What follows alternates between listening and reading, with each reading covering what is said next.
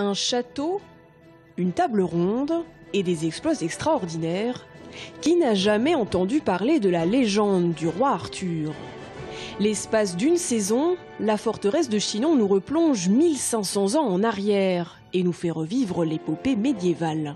Ce thème du roi Arthur, pour nous, à la forteresse de Chinon, il est lié au roi Henri II Plantagenet, qui a habité la forteresse de Chinon à partir du milieu du XIIe siècle. Alors, il ne vivait pas en permanence à la forteresse, mais la forteresse de Chinon était l'un de ses châteaux préférés sur le continent.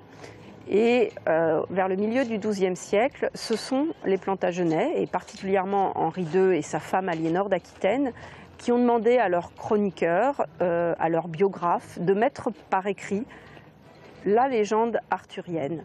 Donc l'objectif, c'était un objectif de propagande politique pour Henri II Plantagenet, c'est-à-dire il voulait se réclamer de cet ancêtre illustre qu'était le roi Arthur. Pour l'occasion, des décors issus de la série Camelot, par exemple, ont été recréés. Grimoires, potions magiques ou encore livres de sortilèges, le visiteur est happé comme ensorcelé grâce à un parcours ludique et interactif. Au programme, jeux de loi géants, salle des armes, sans oublier bien sûr l'épée tant convoitée du roi Arthur. Cette épée, il n'y a qu'un petit Arthur ou une petite Arthur qui peut l'enlever. Donc on va demander peut-être à une petite Arthur, tiens viens, monte sur le rocher et tu vas essayer de retirer l'épée, peut-être que tu vas y arriver. Attention. Oh, merveilleux, elle a réussi. C'est une petite Arthur. Alors en général, la règle veut qu'on se mette debout sur le rocher et qu'on lève l'épée vers le ciel. Voilà. Ah là, gagné. Quelques marches en dessous, l'antre de Merlin l'Enchanteur.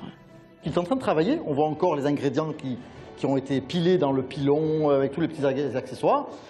Il lit ça dans son grimoire et on a essayé au maximum que le public puisse se dire Merlin était là il y a 5 secondes. Chaque salle d'exposition a un son, dont l'antre de Merlin avec des préparations, des glouglous, des bourdonnements, des vrombissements, évidemment, parce qu'il y a de la vie quand même.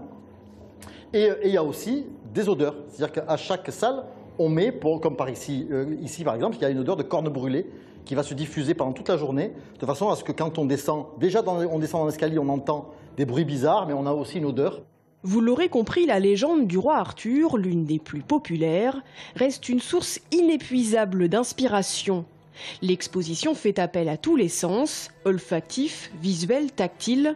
Nul doute que petits et grands se laisseront entraîner dans la féerie, une féerie à découvrir jusqu'au 15 novembre à la forteresse de Chinon.